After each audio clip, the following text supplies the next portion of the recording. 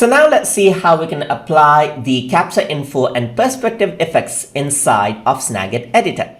So over here you can see that I already have a screenshot, and what we're going to do is click on the capture info.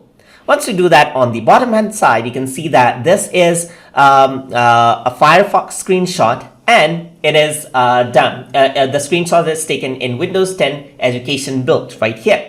So now if I were to go over here onto application right here, I can turn off the application name. So the Firefox is not shown anymore. I can turn on the application version right here. So the version is not there anymore. And this is more of like a preferred way. You can enable and disable the date and time right here, and the operating system. And you can also add in custom text. Let's say, for example, tutor tube right over here, just like that. And it is here.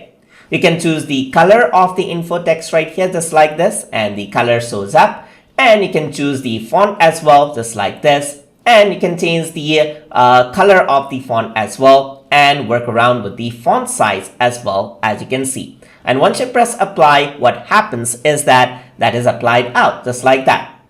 So what else besides that is that we can apply the perspective effect as well. So if we were to click on the perspective effect, you can see right here, I can choose around the horizontal perspective, and the perspective, the screen just rotates around just like that.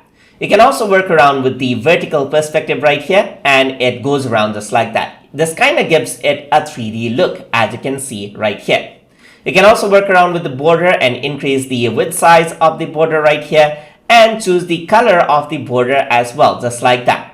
You can also work around with the shadows, just like that, increase out the shadow size right over here, just like that, and give it a 3D look. You can choose the color of the shadow as well, and choose like what everything else happens. You can add all of these into quick effects as well, of course, and then you can later select it from quick effects. And that is how you can use the capture info and perspective effects into Snagit editor. So hope you guys enjoyed learning as always, and as always, please like, comment, share, and subscribe.